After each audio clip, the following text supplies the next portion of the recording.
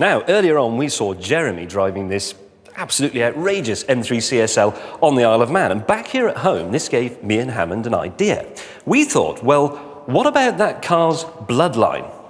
So we took these three and we boarded a ferry and we went to the Isle of Man. This is the M1, BMW's first and so far only mid-engined car.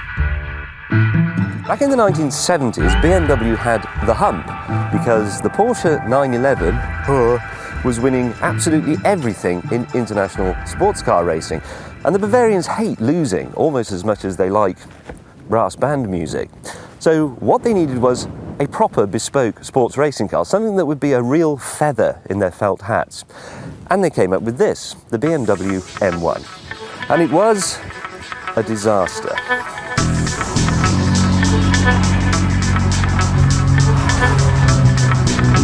First up, it wasn't a real BMW. Because it was a rush job, they had to get Lamborghini to do the design, engineering and production work for them. But Lamborghini went bust, meaning BMW had to start again with some other people. But before they could do that, they had to break into Lamborghini and take back all the bodywork molds. Otherwise, the receiver would have sold them for scrap. And that was just the start of their problems. For the M1 to qualify as a racing car, 400 had to be made and sold to the general public. But rather like that old CSL we saw earlier, there was a bit of a cost issue. In 1979 in Britain, the BMW M1 cost about £35,000, which sounds very reasonable, until you discover that the Ferrari 308 GTS was less than 20 grand. And here's another thing, look. GRP, or plastic to you, on a BMW. How much worse could it get? Well, while the car was being designed, the rules for sports racing cars were changed. So by the time it came out, it wasn't competitive anyway. What a farce.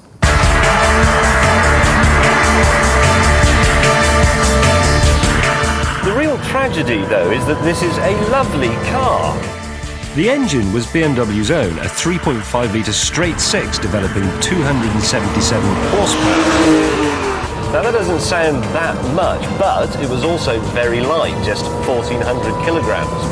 So 161 miles per hour and 0 to 60 in 5.8 seconds isn't half bad. This is a 25-year-old supercar, and to be honest, I expected it to be absolutely dreadful, but it just isn't. It's easy to drive, and it's actually quite civilized. Maybe it's more of a BMW than we thought. In fact, I'd say that the M1 enjoys the distinction of being the world's first truly user-friendly mid-engine supercar. But unfortunately, it wasn't enough. The M1 became a bit like the toasted sandwich maker. Everybody raved about it for a bit, but then chucked it in the back of a cupboard and forgot about it. But it wasn't a complete waste of time, because BMW's engineers salvaged a couple of useful bits. The first was that M badge from the boot lid, and the other was the excellent race car-derived straight-six engine. And they came together again in something much more practical. The M cars, probably the best race-bred road cars there have ever been. The M3 and the M5. Now this is an important car, the original Super Saloon. Today all the big players make a four-door Formula One car. Jaguar's got the XKR, Mercedes, the E55, Audi, the RS6. There's no end of sensible, practical cars that'll happily rip your face off, and we owe it all to the M5.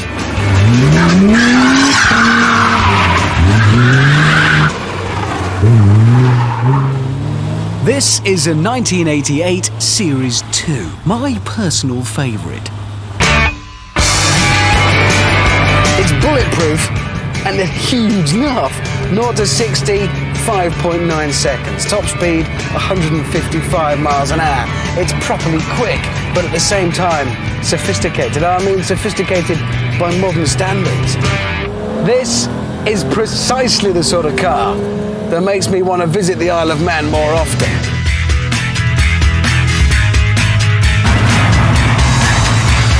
Whereas this makes me want to live here. The original M3. Not just a great road car, but the most successful saloon car racer ever. And that's why the M3 is simply unbelievably good on roads like these. It's got proper race car steering geometry. I mean, it's quick. 0 to 60, 6.7 seconds. Top speed about 143 miles an hour, 200 brake horsepower.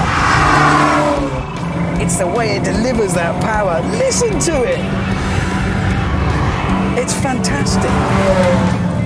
I don't want to stop driving this. So the M1 was a cocker. But what a cocker.